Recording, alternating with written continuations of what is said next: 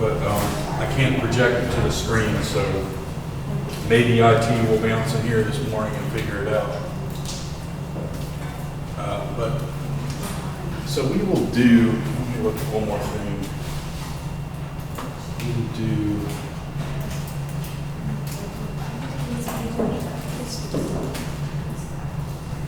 so we will get to 8.9.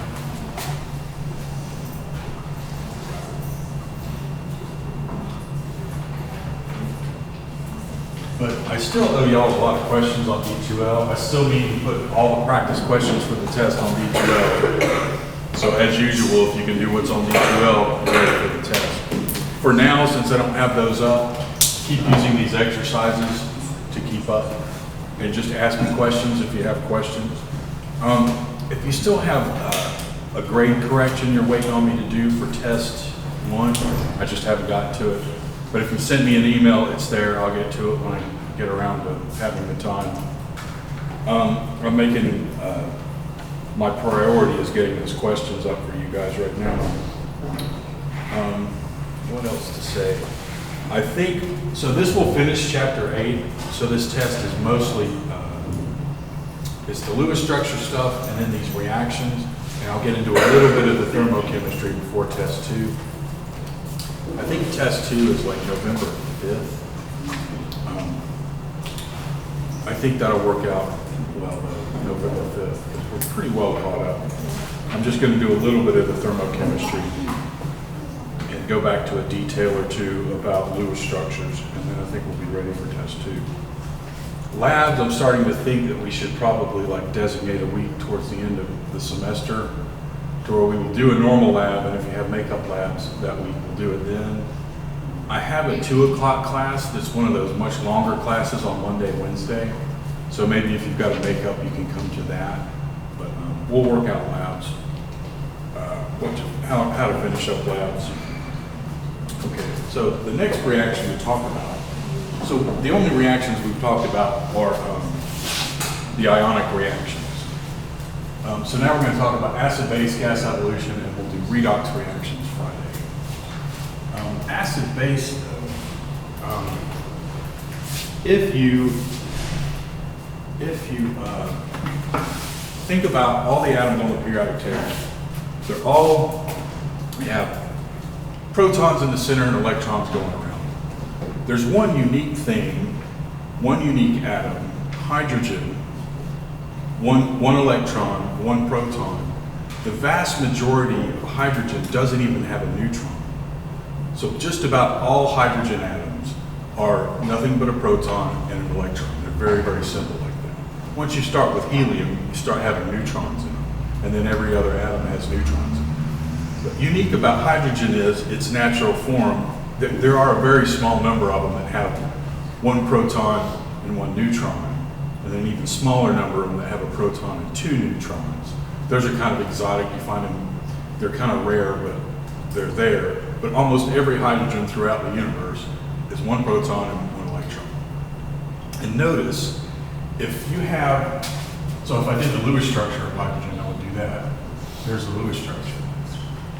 There is such thing as this ion, we go H+, and that was involved in some of the ionic stuff we did. But notice if you lose that electron, the electron, I'll say E, is negative. And that's what makes this positive. So that's how you get this. So really that is just a proton. That H+, chemists use that symbol H+.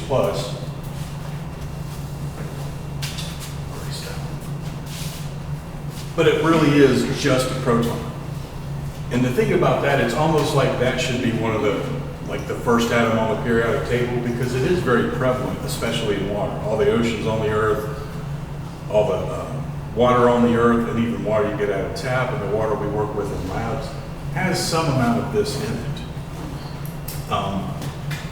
Neutral water that just has a little bit of H+ in it has a tiny amount, but it has some. But this is what acid is. Acid. Essentially, acid is that proton. And we always mean in water. So acid base is always, kind of like I said about the ionic ionic reactions are always in water, or almost always in water. The idea of acidity and basicity is always a phenomenon that's associated with water. And it's the concentration of these. You've heard of pH. We'll talk more about that in 1212. But pH, when you have a whole bunch of H plus in there, it has a very low pH, and we would say it has a very high acidity. High pH has a very low concentration of these. So that's what acidity is. Water, natural water tends to be around 7. That's the neutral point. And then when you go towards acidic, it gets more and more and more of this. We also say, if there are protons in water, so just pretend we have a big sample of water, lots of water molecules. And if I completed the Lewis structures, I would put these extra dots on it like that. That's water. H plus is really, if you have H plus floating around in water, what it really is that H plus is, notice it's an H with no electrons on it. This pair ends up making a bond to it, and this overall thing ends up positive. And we have a polyatomic ion, H3 plus. That's really what it is. It's not really free protons, it's really this. But we tend to just, in our reactions, when we write a reaction, we tend to just kind of keep it a summary form like that. We don't tend to write it out. Because this is always in water. So let me write a reaction. Let's say HCl. If you have solid HCl and you put it in water, so picture this being a solid like in a powder form or something, and you walk up and you put it in water, it does this the same way soluble ions do that we've talked about. It will do that in the water, and I would say aqueous. So we like to do that because it shows the things that we bring to the reaction, and here's the thing that happens, and then something further happens. That's just called dissociation. But really this H plus is connecting to one of these water molecules, and if I wrote it as H3O plus instead of H plus, now I've introduced an H2O that wasn't over here. So the water though is the solvent, it's just the background, it's always there. So the water molecules that are there end up grabbing this H plus and you end up with this. But the reason we like to do it this way is because then we can list the things we're interested in for the reaction. And the solvent doesn't enter into our reactions, it's just there in the background. So this works out just fine to use to indicate acid. That is H plus, that is a proton. Chemists, all of us do this. We sometimes will say the hydrogen, but it's literally an ion, it's literally just a proton. Okay, acid. Since I can't bring up the screen, I'll write a list here for you, for us to look at.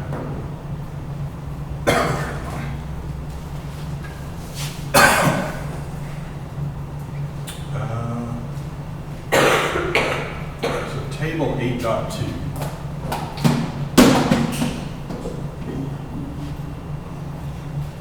Lists a bunch of acids. There's HCl, HBr, HI,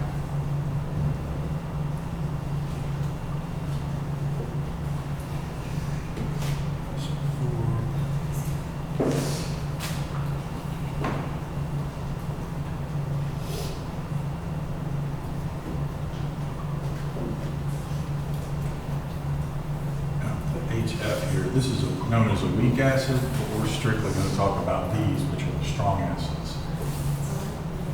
These are strong acids. And it also lists some bases that we'll talk about.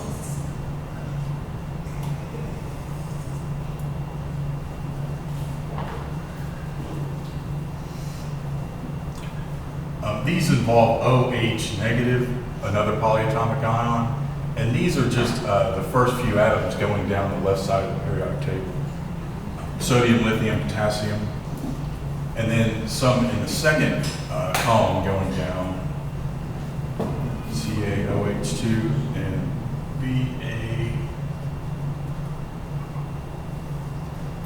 don't want to say ammonia, I don't want to say. It should be NH.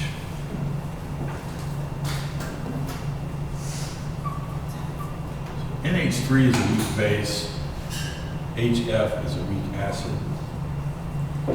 Talk more about those in 12:12. So we'll focus on the strong acids and the strong bases. So here's what happens. It's similar to the ionic equations we've done. Let's say I had HCl. I'm going to say aqueous. Aqueous meaning someone has already dissolved this in the water. And then NaOH. Aqueous. Someone has already put this in and dissolved it in the water, in the same beaker of water. And here's what happens. You do get H plus ions and Cl minus ions. So this is the same idea as soluble ionic compounds. You put it in water, the H plus splits off from whatever's here. Like in this case it's Cl, this case it's Br, this case it's iodine. And then the OH splits off from the metal. So in this case it's Na, but you could also get LiKCa. And what happens is these combine and you get H2O. We say aqueous here and aqueous here, and I told you about the S for solids. When it's water, we just say L for liquid, just to differentiate it from things. And we probably would write NaCl aqueous. But in the same sense that before we would look and see if this is soluble, and then we would know whether it was a solid that floated down to the bottom or not. NaCl is soluble. So it's actually Na plus and Cl minus floating around left over in the solution. And so that's like the hallmark of an acid-base reaction is we're getting the H2O there, of the strong acid, strong bases. You always make a water molecule. So you actually get a little more water than you had just as a solvent to begin with. But generally it's a very, very, very tiny amount that you're creating here. When you do an acid-base reaction, and you get water, and then you get this other thing, these other two ions make, that's referred to as a salt. But certainly you've called NaCl salt before because you've had salt on your dinner table. But any of the other salts that you could create, they're still called a salt. It's just a definitional thing. The other thing that's created when you make water in an acid-base reaction is called a salt. And all I really need to do is show you a few acid-base reactions. I guess I'll do some of these even ones. Type of question you would get. Have to find them in here. There you go. I'll do, a little bit of balancing here, but again, these are not hardly balanced. Complete imbalance.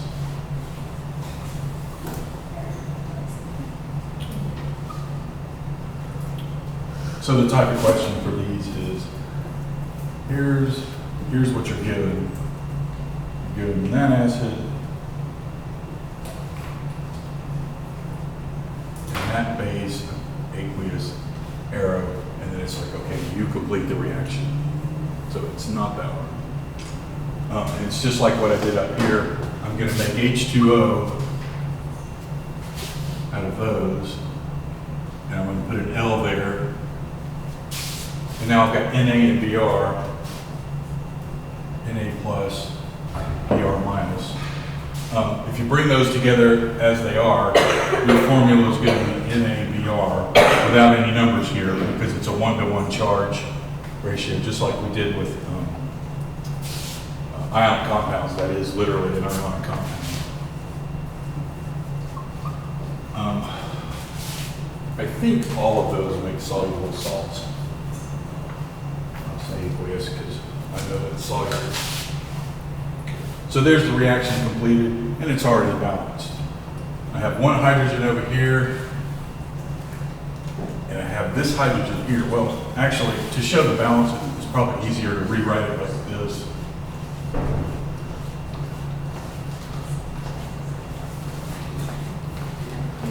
So you've got this, and this. There's no numbers here, and there's actually no numbers here. The OH you just recognize as a polyatomic ion. So this H and this OH are what make the H2O, and then the NABR make NABR, so it's already balanced. The thing about balancing is it really comes up for this arrow, this one. My arrows are not looking much like arrows, and those are fine the way they are. So let me do, let me make up a couple of these to throw around.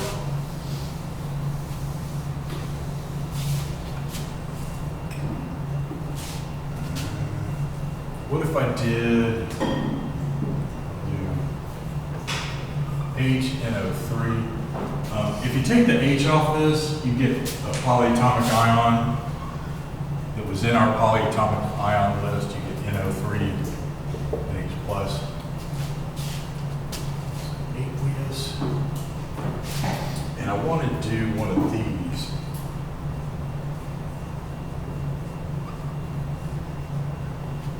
Now it involves a little balancing, but it's, so this is telling you you have an H plus and you have an NO3 minus. Those come together, it's neutral, it makes this NO3. I could write an aqueous here on these because ions are always dissolved. I won't need the plus there. We have one calcium atom and we have two OH. Calcium is 2 plus. It's in the second column of the periodic table. So this is literally, more explicitly, what I have written up here. I have 2 of these, the OHs. I only have one CA, I only have one NO3, I only have one H. To balance this, you just key in on the OHs and the H plus. I'm gonna need to make 2 water molecules because of these. So I'm gonna need another H. And let me go ahead and swap the positive negative ions. I'm gonna make H2O. And I'm gonna make whatever Ca plus, Ca2 plus, and NO3 minus is gonna make. So what will be the formula for this? If you made an ionic compound? +2 here, 1 negative here. Well, how many of these are you going to need? 2. You're going to need 2 of those in the way it looks. So that's going to be here.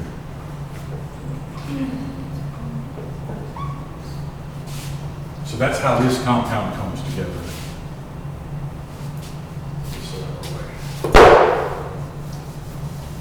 All right, so this is saying I've got 2 NO3s, and I've only got 1 over here. So I'm going to need another NO3. So all I do is put a 2 there. That accounts for this 2. And then I've got 2 of these and I need 2 of these. So I just put a 2 here. Now I have 2, I'll say HOH. I have 2 HOH and then I put a 2 here. So now I've got 2 H's so I can make the other one. So that's balanced now. Okay, a dumb question.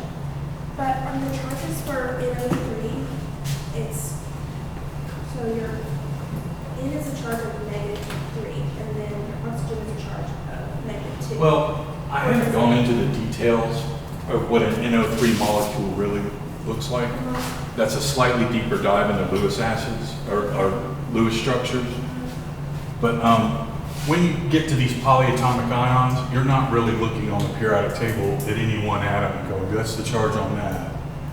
And trying to figure out, okay, how do I get a negative here? It's a little weirder than that. So how would I know to put? This is one of those polyatomic ions in that list of polyatomic ions from earlier. Okay. NO3 is literally on that list. I brought it up on the thing. So it'll tell me, and that's how I would know that I would need 2 calcium. Yeah. Well, you could look at this. If you just see H NO3, you only see one H there. And if you know you're dealing with an acid, you know that splits off to be that. Yeah. That's enough to tell you that the NO3 is, Okay, yeah. you can use that to key on too. Yeah. But I don't mind giving you the polyatomic ion list again for a test. Okay. Thank you. All right. So that's balance. We call these, all the way up to here, we call these mono. HNO3 is called monoprotic because it has one proton to give up into a solution. Let me pull H2SO4 out. If you had H2SO4 as your acid, when you put that in water, it splits out into two of these. Both of those two hydrogens come off, you still have an SO4, and if you look on the polyatomic ion list, you'll see sulfate with a 2+ on it. So H2SO4 is a diprotic. This is diprotic. There is triprotic, and there's probably some more exotic ones. It's not in your list, so I didn't put it here, but H3PO4 is triprotic. You put that in water, it splits out into 3 H pluses. And then the PO4, if you look on that list, it'll be 3 minus on that polyatomic ion list. But I'm kind of ignoring that because it's not in your chapter. You go deeper into acid base in 1212, where you talk more about what the weak acids and bases do. But okay, if I'm going to use this in one of these, I'll use KOH.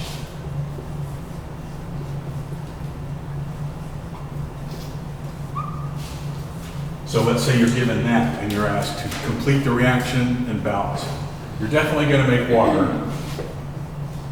And I'll put an L there for the water. You have here K plus and OH negative, and you have 2 H pluses and the SO4 2 negative. So now I'm going to need another OH so I can make 2 water molecules. I can make HOH for one of the molecules, and I'm going to need another OH such that I can now make 2 of these. That will balance that much. And then if you've got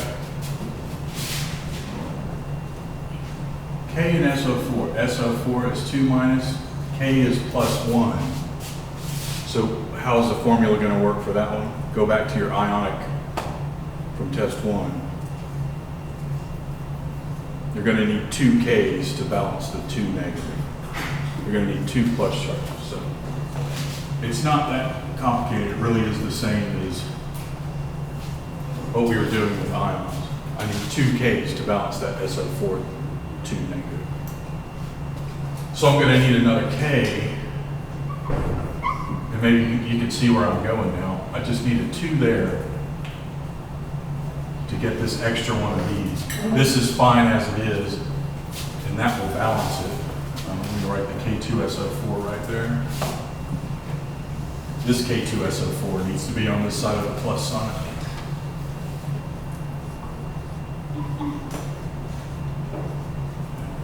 Aqueous because it is soluble. So you have the salt and you have the water. It is balanced now. So the balancing isn't that hard. If you're involving these, there's really no balancing. It's just going to be 1-to-1 ratio. But you key in on how many protons are there and how many OHs are there. OH is called hydroxide. But let me do this one. What if you were given? Can I erase this? Fire protest. What if you were given? Oh, these are monoprotic too. So the only thing here that isn't monoprotic is this one. That one's diprotic. There's 1 hydrogen, 1 hydrogen, 1, 1, 1, 1. Those are monoprotic. That one's diprotic. That one's monoprotic, but we won't talk about weak acids. What was I doing? H2, SO4, and I'll say aqueous because it is dissolved in water. And I'll do barium hydroxide.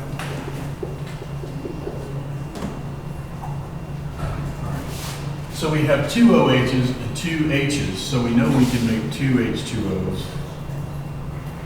And now we've got SO4, 2 minus, and Ba2 plus. So those are balanced. You're not going to need to do anything there. L for liquid. So it's BaSO4, aqueous. Because these are already balanced. You only need one of each of these to get those charges to balance. So that's going to be the formula. Two of those, so I think, yeah, that's balanced now. You see what I did to balance it? There's two of these and two of these, so it makes the balancing simple. You're just going to end up making two water molecules.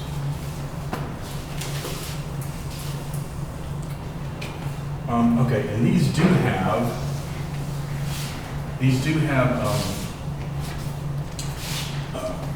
complete ionic equations and net ionic equations. The complete ionic equation for this one, you have two H pluses, so I'll say two of those, because literally in the water, that will deliver two of those, so I'm going to say two H pluses. Into the water from this will be delivered one SO4, 2 minus. Delivered to the water from here will be a Ba2 plus, and delivered to the water here will be 2 OH minus. So that's this side of the complete ionic equation. You guys okay? It's very similar to ionic equation we've done already. When you have the liquid, you just put 2. It's kind of like when we created a solid for the precipitation reactions. If you got an S, then you just left it as is for the complete ionic equation. And then this one, we've got 2 Ba, no, we only have 1 Ba. Ba2 plus and 1 SO4, 2 minus. The only thing missing here is I should have aqueous, aqueous, aqueous, aqueous, L, aqueous, aqueous. I just haven't written the aqueous in. I suppose I should do that to be complete. Aqueous, aqueous, aqueous.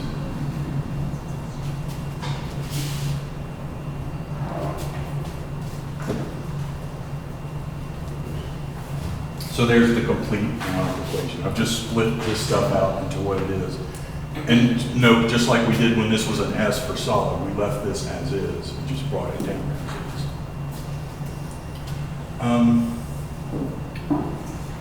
is. In this case, the net ionic equation is 2H plus, it's the water that we're making.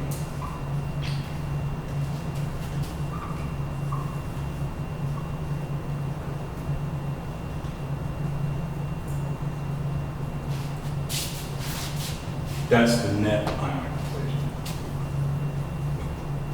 Net ionic equation,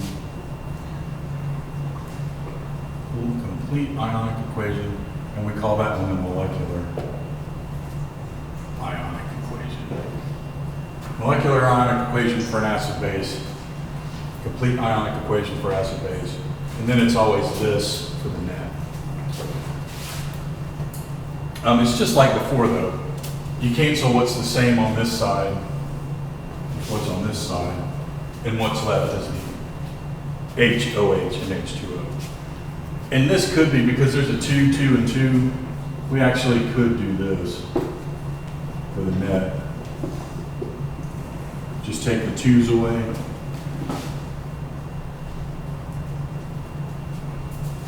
I think most chemists just go ahead and go to this, because everything's a 2 here, so it balances if you take all the 2's away. It's a little more simple if you take all the 2's out. So simplified, I guess, acid base. Okay, gas evolution reactions. Table 8.2. So there's another table I'll write here. It's a very short one. Don't mind giving it to you on a test. I don't mind giving you that on a test. Those have names too, like hydrochloric acid, hydrobromic acid. I didn't go into that, but those names are on that table. And then the other table I would give you in chapter 8.8. It's a short one. I won't put the names there.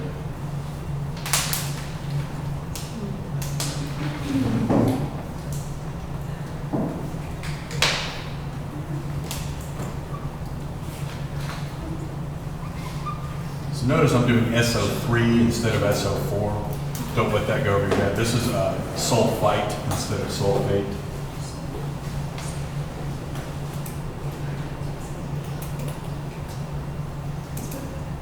In some sense, those are what to look for in a reaction. And the point is,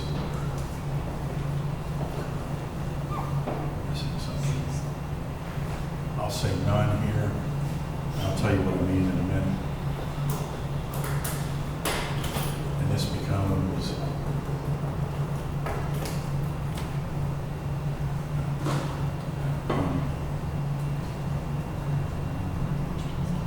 H.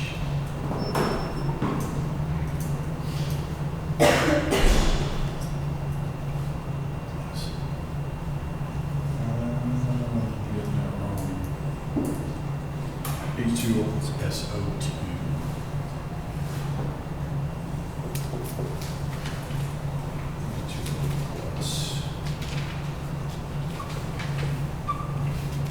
And notice we're talking about gas evolution reaction. This is table 8.3, or a summary form of it. This is what you're looking for, and let me show you what I mean. Let me get some examples to show you. For instance, if you were given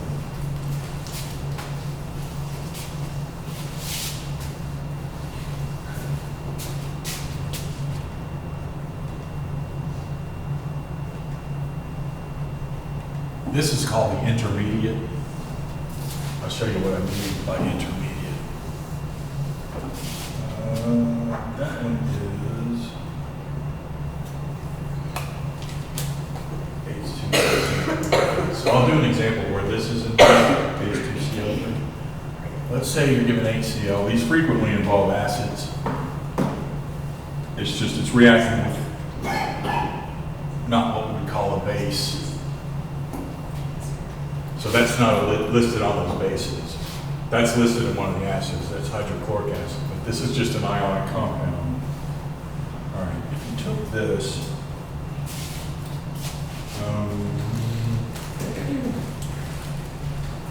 NaCl. Okay.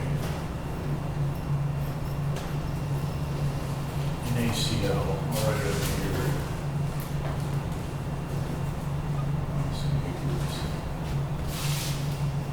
So I've used the Na and the Cl to make the salt.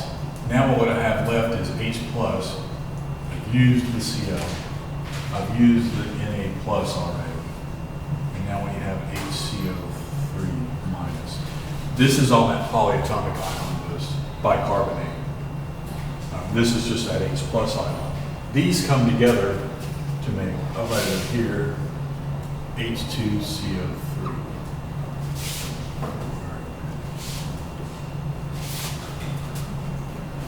So you key in on the non-metal and the metal to make the salt. And then what's left is going to be a polyatomic ion. Well, this isn't polyatomic, it's just a proton. It's very unique. But that's one of those polyatomic ions on the polyatomic ion chart. But this is called the intermediate. This H2CO3, that's the intermediate. So you look out for one of those. But what actually happens is, once this reaction occurs, I should have aqueous, and I guess I'll write it aqueous. I'm not going to write anything here because this ends up reacting. It ends up doing this. It ends up making H2O. I'll put an L there, plus. And notice this is called gas evolution reactions. We put a G when it's a gas. And H2O is still L. I know you can't see my L's. So this splits into H2O and CO2 gas. So really the way you would write this reaction is you would put this stuff right here because it reacts and then this stuff decomposes into the liquid and the H2O liquid and the CO2 gas. And the gas bubbles up. In the same sense that if we do one of those precipitation reactions in a beaker, and a solid forms and it floats down to the bottom, so we have a precipitate. This is kind of similar, except for it's not a precipitate. The gas goes up and escapes into the atmosphere, and then what you have left in the beaker is water, which you already had as a solid anyway, an NaCl. That's what's left in the water, because this gas floats away, and this H2O just joins the background H2O that was already there as the solid. So that's a gas evolution reaction. So for gas evolution reactions, you take your negative nonmetal and your positive metal, and you put that, and then you put together what's left, and you're looking for one of these things. This one, just anything you do that makes hydrogen sulfide, it's automatically a gas. There's no intermediate, it just goes straight to a gas. I'll do one of those. But this is a gas evolution reaction. I think there are ways to do complete in net ionic equations here, but I won't do it. Your book doesn't do that for this chapter. So there's an example of this one. There's only these four. Like I said, I don't mind giving you that chart on the test. I try to not make it about memorizing things, but that's gas evolution. Let me do one for H2S.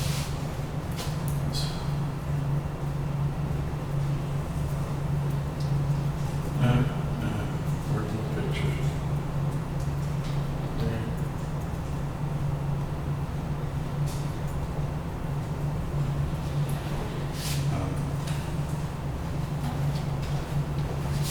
Maybe I should point this out, just so you recognize it.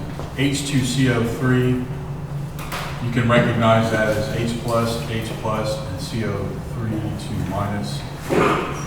H2SO3, you can recognize that as H+, and SO3. It's 2 minus. And I just really wanted you to see NH4 is one of those polyatomic ions. I don't know why I felt like that's useful. It's really good to show it up here. Let's do, I just need a simple sulfide. And like I said, these are very frequently acids to start with. So this is one of the acids that was on that acid list. And then some ionic compound containing sulfur. So sulfur containing ionic compound in an acid is when we get this. And now if you just do your SO4 lithium, your negative and positive ions, SO4 is 2 negative and lithium is 1 positive. So it's really got to be Li2SO4. And then what's left, we make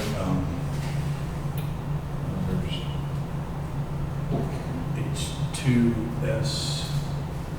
Oh, sorry. That's Li2S. Li is a +1, S is a -2. So that's the formula. So then we have H2S gas. And the whole reason I went through this one is to show you there's not an intermediate. We go straight here. That's why there's not an intermediate right here. So for that one unique one, there's not an intermediate that further decomposes. It just is a gas. Once it forms, this bubbles. For precipitates, I don't know if I did this, but whenever we had something that had an S over here, you sometimes see an arrow to indicate the precipitate. You sometimes see an arrow like that to indicate the gas is going up and out. I think it's called effluent or something instead of precipitate. But your book doesn't use that terminology. So there's an example where this goes up, out, and all you have left is those ions in water, because this part escapes and goes away. Just like these escape and go away. Gas evolution reactions. I think I'll stop there. I think you're good. Some of these questions, instead of giving you this, they give you the name and expect you to take the name and turn it into a compound. But on the test, I'm not going to do that. I'm always going to give you a compound and not have the name. So some of those questions might give you the name. So on the test, are you given the charts of these acids? Yes, those two tables that I put up here, I don't mind giving you that for the test. I don't like doing memorizing, I just want you to know how to do it. And we don't have to know how to do net ionic equations for now? Yeah, that'll be okay. Okay. Just not for the gas evolution. Oh, okay. So the precipitation reactions we did, those have complete ionic and net ions. An acid base has complete ionic and net ions. Don't bother to do that with these, the chapter doesn't go into it. Any other questions? Well, we get into that. That'll be it. Are you taking this?